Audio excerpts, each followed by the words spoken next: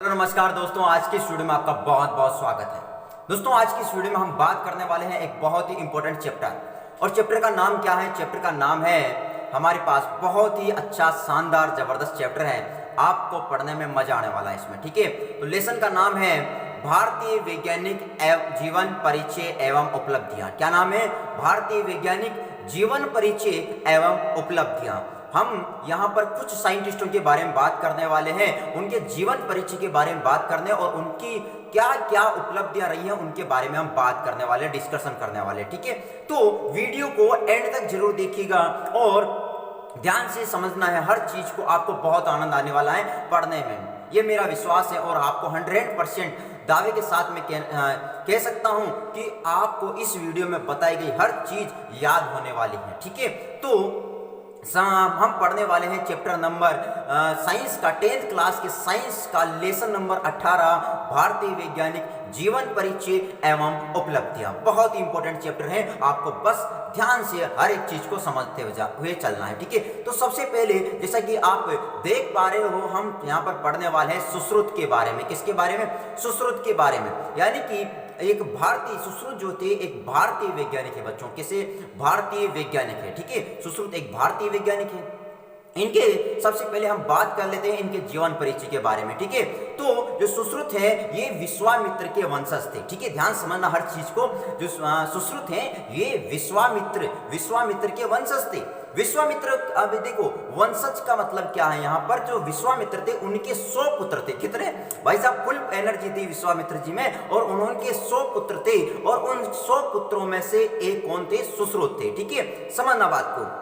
यानी जो विश्वामित्र थे उनका जो कुल था बहुत बड़ा था, बहुत बड़ा। 100 पुत्र किसे कहते हैं बच्चों? 100 पुत्र। साला समता खो जाता है आदमी। ठीक है, वहां पर दो है ना, 3-4 बच्चों में समता खो देते हैं। यहाँ पर 100 पुत्र।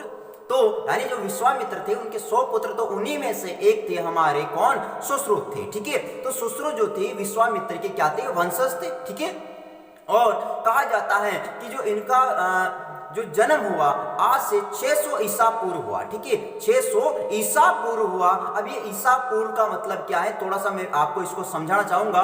जो ईसा मसीह है, ध्यान दीजिएगा, जो ईसा मसीह है, तो ईसा मसीह का जब जन्म हुआ तो उससे 600 साल पहले, ईसा मसीह के जन्म से 600 साल पहले इनका जन्म हुआ। ठीक है, तो जब ईसा मसीह के जन्म से पहले का जो भी समय है उसके पहले ईसा पूर्व लगाया जाता है। ठीक है, तो ये इसलिए ईसा पूर्व लगाया जाता है।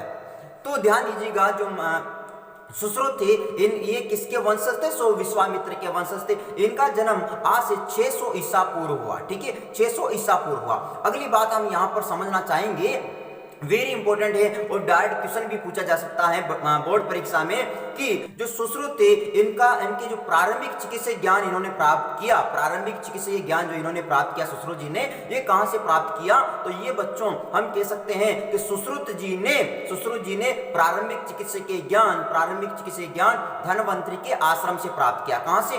धनवंतरी के आश्रम से इन्होंने प्रारंभिक चिकित्सीय ज्ञान प्राप्त किया था। ठीक है, ये बात आपको अच्छी तरह से दिमाग में बिठानी है। धनवंतरी आश्रम से इन्होंने अपना प्रारंभिक चिकित्सीय ज्ञान प्राप्त किया। किसने? सुश्रुत जी ने।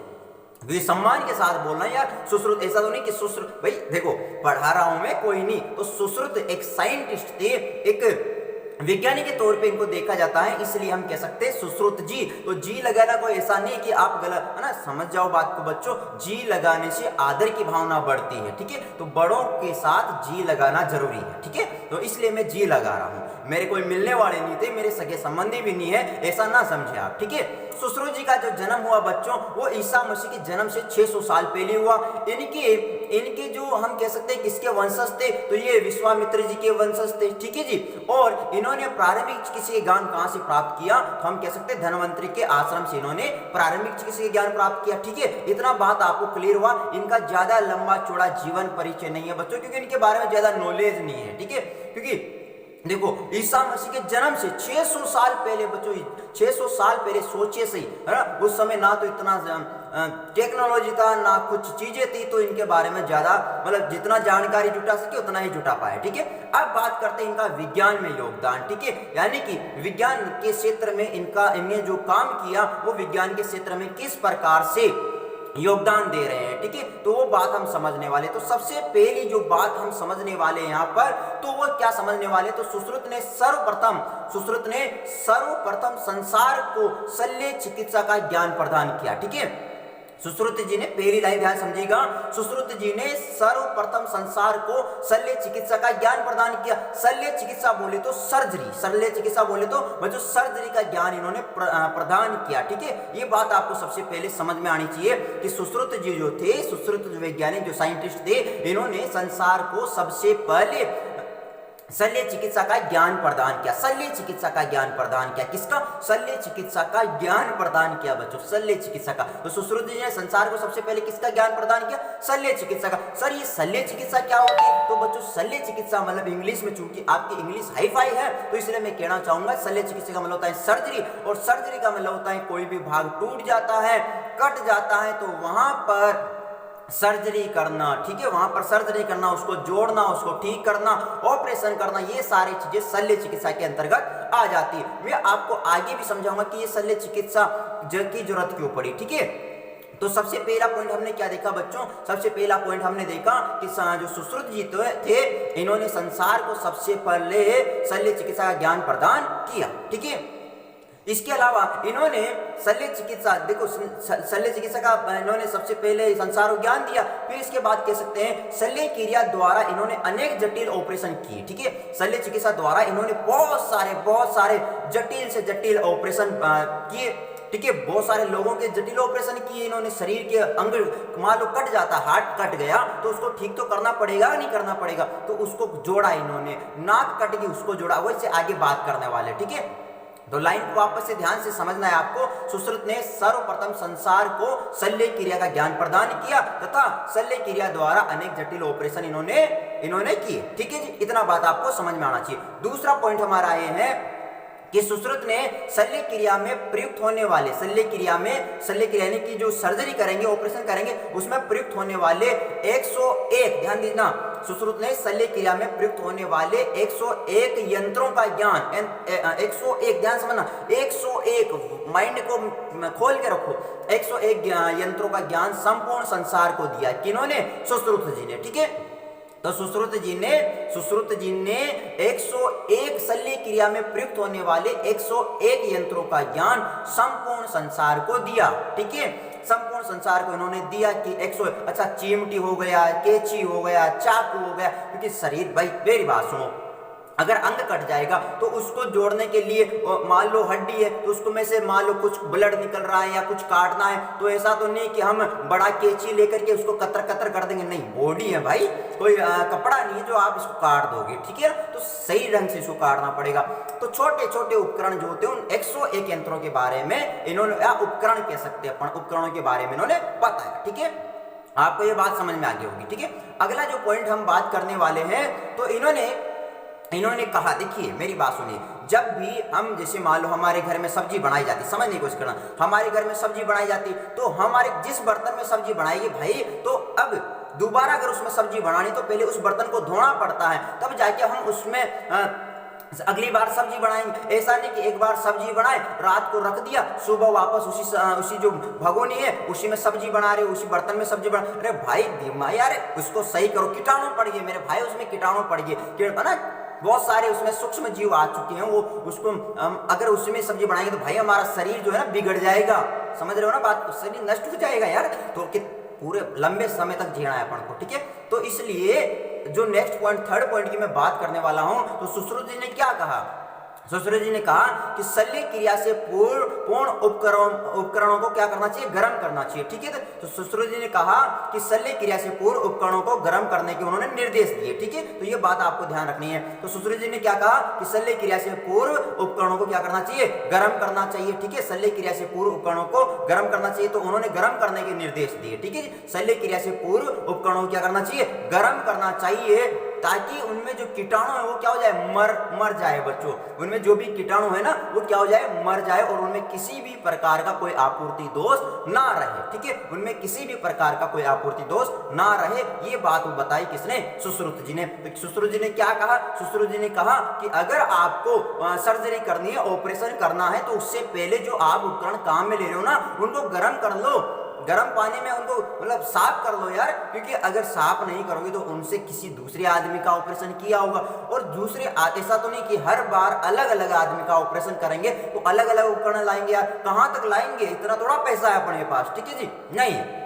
तो यानी कि उन जो हमारे पास उपकरण है उनको क्या कर लो, गर्म कर लो, और गर्म कर लेंगे तो उनमें जो भी कीटाणु होंगे वो क्या हो जाएंगे, मर जाएंगे, और उनमें किसी भी प्रकार का दोष नहीं बचेगा, ठीक है। अगली बात आगे चलते, तो 3 पॉइंट हो गए हमारे। पहला पॉइंट क्या होगा, जल्दी से बता रहा हूं मैं। सुश्रुत ने सर्वप्रथम संसार को शल्य चिकित्सा का ज्ञान प्रदान किया और अनेक जटिल ऑपरेशन किए। दूसरा पॉइंट हमने क्या बताया कि सुश्रुत ने शल्य क्रिया में प्रयुक्त होने वाले 101 यंत्रों का ज्ञान संपूर्ण संसार को दिया। और तीसरा पॉइंट क्या आ गया, तीसरा पॉइंट आ गया शल्य क्रिया से पूर्व उपकरणों को क्या करना चाहिए, गर्म करना चाहिए, ताकि उनमें जो भी कीटाणु होंगे वो क्या हो जाएंगे, मर जाएंगे, और उनमें किसी भी प्रकार का कोई दोष नहीं बचेगा, ठीक है। तो 3 पॉइंट आपको समझ में आए। नेक्स्ट पॉइंट विज्ञान में योगदान का चलते हैं। तो सुश्रुत ने रक्त का थक्का, ध्यान लाइन को समझिएगा, सुश्रुत ने रक्त का थक्का जमने से रोकने के लिए विषहीन रसायन का प्रयोग किया। विषहीन ध्यान देना, विषहीन रसायन का प्रयोग किया। किसका, विषहीन रसायन का प्रयोग किया। सुश्रुत ने रक्त का थक्का जमने से रोकने के लिए किसका प्रयोग किया बच्चों, विषहीन रसायन का प्रयोग किया। अब सर ये रक्त का थक्का क्या होता है, तो बच्चों जब हमारे चोट लग जाती है, हाथ कट जाता है, अंगुली कट जाती है, पड़ जाते तो ब्लड निकलने लग जाता है, तो फिर वहां पर हम देखते हैं, जब हम उसको क्या करते हैं ना, दबा के रखते, दबा पकड़ के रखते हैं कि भाई ओए मत निकल यार, मत निकल, है ना, कट गया कोई बात नहीं, अब तो मत निकल, खून यार रुक जा, मेरे अंदर का कम हो जाएगा, ठीक है जी। तो हम उसको दबा के रखते हैं, अच्छी तरह से दबा के रखें। और अगर अच्छी तरह से दबा के रखेंगे तो वहां पर कुछ समय के बाद हम क्या देखते हैं कि वहां पर एक पतली सी लेयर बन जाती है, ठीक है जी। तो ये तो हो गया हमारा नॉर्मल तरीका। लेकिन पहले के जमाने में क्या होते थे बच्चों, राजा हुआ करते थे। क्या हुआ करते थे, राजा, बड़े बड़े राजा हुआ करते थे। और वो राजा क्या करते थे, राजाओं के मध्य बड़े बड़े युद्ध हुआ करते थे। तो युद्ध ऐसा तो नहीं कि राजा एक राजा इधर का एक राजा इधर का आएगा, दोनों लड़ाई करें काम का, नहीं, वो जो सेना लेके आते थे, और सेना को भिड़ाते थे, बाद में खुद लड़ेंगे, बाद में तो लड़े, समझ रहे हो ना, राजा बाद में लड़े, साला पहला सेना भिड़ेगी, ठीक है, तुम मरो सालो, फिर तुम मर जाओगे, जिसकी ज्यादा सेना मरेगी वो हार, समझ जाओ बात को।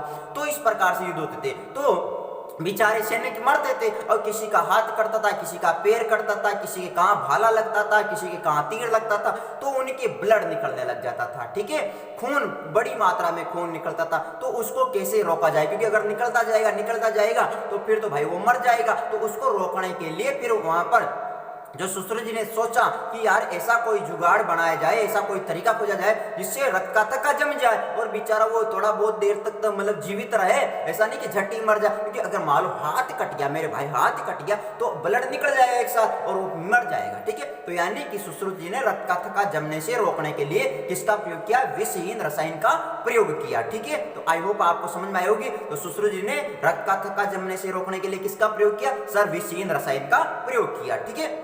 आगे हम बात करते हैं, ध्यान दीजिएगा, नंबर अब कौन सा पॉइंट है, नंबर 5वां, ध्यान समझना है। तो सुश्रुत जी ने 5वां पॉइंट सुनिए, सुश्रुत जी ने रोगी की कट, अब रोगी का मतलब जो जख्मी आदमी है, ठीक है। अब जख्मी ऐसा ना दिल का जख्मी नहीं बोल रहा हूं मैं, बहुत सारे दिल के जख्मी होते हैं, किसी के प्यार में पागल, किसी के इश्क में पागल, पता नहीं कैसे कैसे उनका जख्म लगा होता है। तो उन जख्मों की मैं बात नहीं करने वाला, मैं बात कर रहा हूं जख्म जिनके भाला गुप गया, जिसके तीर गुप गया, किसी के क्या गुप गया, तो कुछ भी हो सकता है, ठीक है। तो समझने की कोशिश करो। तो सुश्रुत ने रोगी का मतलब जख्मी, रोगी की कटी हुई नाक, होठ, ध्यान देना, कटी हुई नाक, कटा हुआ होठ, कटे हुए कान, इनको सही करके प्लास्टिक सर्जरी की आधारशिला रखी थी, ठीक है। कटे हुए नाक, कटे हुए होठ, कटे हुए कान, इनको सही करके प्लास्टिक सर्जरी की क्या रखी, आधारशिला रखी, ठीक है। यानी सुश्रुत जी ने सबसे पहले हम कह सकते हैं कि नाक, कान, होठ, इनको सही करके प्लास्टिक सर्जरी की आधारशिला रखी, प्लास्टिक सर्जरी के बारे में लोगों को बताया। इसलिए हम कहते हैं जो सुश्रुत थे उन्हें प्लास्टिक सर्जरी का जनक कहा जाता है, फादर ऑफ प्लास्टिक सर्जरी, यानी प्लास्टिक सर्जरी का जनक किसे कहा जाता है, सुश्रुत को कहा जाता है। किसको कहा जाता है, सुश्रुत जी को प्लास्टिक सर्जरी का क्या कहा जाता है, जनक कहा जाता है। पिता, जनक का मतलब पैदा करने वाले, तो यानी प्लास्टिक सर्जरी का जन्म किसने किया, सुश्रुत जी ने किया था, ठीक है, इसलिए उन्हें प्लास्टिक सर्जरी का क्या कहा जाता है, जनक। तो डायरेक्ट के अगर क्वेश्चन आ जाए बच्चों कि प्लास्टिक सर्जरी का जनक किसे कहा जाता है, तो सुश्रुत जी को कहा जाता है। क्यों कहा जाता है, रीजन मैंने आपको बता दिया, क्योंकि उन्होंने, सुश्रुत जी ने सबसे पहले रोगी की कटी हुई नाक, कान, होठ आदि को सही करके प्लास्टिक सर्जरी की आधारशिला रखी। तो अभी जैसे मैंने बताया, पहले क्या करते थे बच्चों, जो राजा हुआ करते थे ना, राजा बड़े ही अटपटांग टाइप के होते थे, मतलब उनका सजा देने का जो अंदाज होता था ना, वो निराला होता था। निराला किसी होगी, मान लो किसी ने कुछ कांड कर दिया, आज तो कोई कुछ कर देना तो प्रशासन कुछ करता, मतलब मैं ही नहीं कह रहा यार, कुछ नहीं कर, मतलब लेट हो जाते हैं, मतलब ऐसा नहीं कि उसको फांसी की सजा दे देंगे, कुछ नहीं। तो यहाँ पर ऐसा था, पहले के जो राजा थे, मान लो किसी ने लड़की को छेड़ दिया, चलते चलते लड़की ने छेड़ दिया, लड़की राजा के पास गई, अब उसने कहा राजा जी इसने मेरे को छेड़ दिया। अब राजा जी उस आदमी को बुलाएगा, उसका नाक काट देगा, बेचारे का नाक काट देगा। अब अगर नाक काट दिया साहब, तो वो जो आदमी था, वो जो लड़का था, बाजार में मुंह दिखाने लायक नहीं रहेगा। और अगर बाजार में मुंह दिखाने लायक नहीं रहेगा तो बाहर क्यों निकलेगा घर से भाई। कहा नाक कट गया, सबसे बड़ी शर्म आती है भाई, नाक कट जाए, तुम्हारा नाक काट दे, बाहर भेजे, तुम जाओ भाई जाओ, कैसे जाओगे, नहीं जा पाओगे। कान काटते थे साले, कान काट देते, पहले कान काट देते थे, होठ काट देते, होठ काटेंगे। अब भाई जाओ, अब करो छेड़िया, मस्ती करो, ठीक है, अब कैसे मस्ती करो, तो वो ऐसी सजा देते। तो फिर सुश्रुत ने ऐसे लोगों का ध्यान दीजिए, क्योंकि इलाज भी जरूरी है यार, है ना, क्योंकि इलाज तो करना पड़ेगा। तो सुश्रुत ने ऐसे लोगों का इलाज किया और उनकी प्लास्टिक सर्जरी, यानी शरीर के अन्य भागों से चमड़ी उतारते थे और जहां पर कटा होता था वहां पर लगाते थे, ठीक है, तो उसको प्लास्टिक सर्जरी उन्होंने किया। तो हम कह सकते हैं सुश्रुत जी ने सबसे पहले रोगी की कटी हुई नाक, कान, होठ आदि को सही करके प्लास्टिक सर्जरी की आधारशिला रखी, इसलिए इन्हें प्लास्टिक सर्जरी का जनक कहा जाता है, ठीक है। तो आई होप आपको ये बात समझ में आई होगी। अब अगला पॉइंट, जो छठवां पॉइंट है, ये भी इंपॉर्टेंट है, और इसमें सुश्रुत जी ने कहा कि सुश्रुत ने जो अस्पताल है, देखिए अस्पताल एक ऐसी जगह होती है जहां पर जो बीमार आदमी होता है वो जाता है, ठीक है, अपना इलाज कराने जाता है, और वहां पर अगर मान लो गंदगी होगी तो वो ज्यादा और बीमार पड़ जाएगा। इसलिए इन्होंने कहा कि जो अस्पताल है इनकी साफ सफाई के इन्होंने निर्देश, मतलब इनकी साफ सफाई करने के लिए इन्होंने निर्देश दिए। तो हम कह सकते हैं सुश्रुत ने अस्पतालों की साफ सफाई के उपयोगी निर्देश दिए, ठीक है, कि इस अस्पतालों की साफ सफाई कीजिए। अगर वहां गंदगी रहेगी तो बीमार आदमी और ज्यादा बीमार हो जाएगा, क्योंकि वहां पर जो रोगी होता है उसको रिलैक्स मिल जाता है, क्योंकि जब हम अस्पताल में जाते हैं 3-4 दिन तक अगर हम वहां पर भर्ती रहते हैं तो वहां पर आपको बेड मिलेगा, आराम से हम वहां पर सोएंगे मस्ती से, ठीक है, तो रिलैक्सन हो जाता है, किसी का कोई आवागमन नहीं होगा, तो वो वहां पर शांतिपन को मिलती है। तो इसीलिए उन्होंने कहा कि भाई वहां पर जो रोगी उनको सुविधा हो, उनको मतलब वहां पर अच्छी तरह से ऑक्सीजन मिल पाए, ये सारी चीजें वहां पर, इसलिए वहां का क्या करो, आप साफ सफाई रखो, वहां की साफ सफाई रखो यार, क्योंकि साफ सफाई न रखोगे तो फिर वो आदमी और बीमार पड़ जाएगा, ठीक है। चलो जी साहब, इसके अलावा अब देखो, ये तो हो गया हम पढ़ की 6 बातें। देखो विज्ञान में योगदान में हमने 6 बातें की बात की, ठीक है, सुश्रुत जी ने 6 बातें बताई, तो मैं जल्दी एक बार रिपीट कर देता हूं। सबसे पहले सुश्रुत ने सर्वप्रथम संसार को शल्य चिकित्सा का ज्ञान प्रदान किया, ठीक है, सुश्रुत ने सर्वप्रथम संसार को शल्य चिकित्सा का ज्ञान प्रदान किया, जिसके द्वारा अनेक जटिल ऑपरेशन भी किए गए, ठीक है, जिसके द्वारा या शल्य क्रिया के द्वारा अनेक जटिल ऑपरेशन भी किए गए। कोई दिक्कत आपको? पहला पॉइंट। दूसरा पॉइंट हो गया, सुश्रुत ने शल्य क्रिया में प्रयुक्त होने वाले 101 यंत्रों का ज्ञान संपूर्ण संसार को दिया। दूसरा पॉइंट हो गया हमारा। तीसरा पॉइंट है, सुश्रुत ने शल्य क्रिया से पूर्व उपकरणों को गर्म करने के निर्देश दिए, ठीक है, ताकि उनके में जो कीटाणु होंगे वो क्या हो जाएंगे, मर जाएंगे, और उनमें किसी भी प्रकार का कोई आपूर्ति दोष नहीं रहेगा, ठीक है। ये हमारा कौन सा पॉइंट हो गया? तीसरा पॉइंट हो गया। चौथा पॉइंट हमारा है कि सुश्रुत ने रक्तथक्का जमने से रोकने के लिए विषहीन रसायन का प्रयोग किया, ये हमारा चौथा पॉइंट हो गया। पांचवा, सुश्रुत ने रोगी की कटी हुई नाक, कान, होठ आदि को सही करके प्लास्टिक सर्जरी की आधारशिला रखी थी, ठीक है, इसलिए इन्हें प्लास्टिक सर्जरी का क्या कहा जाता है? जनक कहा जाता है सर, ठीक है, ओके। इसके बाद लास्ट और 6 पॉइंट जो हमारा है, सुश्रुत ने अस्पतालों की साफ सफाई के उपयोगी निर्देश दिए, ठीक है। तो ये तो होगी सुश्रुत के बारे में बात, ठीक है, यानी कि सुश्रुत का पूरा जीवन परिचय हमने देखा, इनका विज्ञान में क्या क्या योगदान था ये हमने देखा, ठीक है, ओके साहब। तो अब हम थोड़ा सा देखते हैं, जो सुश्रुत थे ये हम कह सकते हैं शल्य चिकित्सा के महान व्यक्तित्व के रूप में उभरे थे, ठीक है, यानी कि शल्य चिकित्सा के रूप में ये एक महान व्यक्तित्व थे, और कहा जाता है जो भारत में है, भारत में जो चिकित्सा ज्ञान है ना, वो अन्य देशों से भी कई गुना ज्यादा था बच्चों।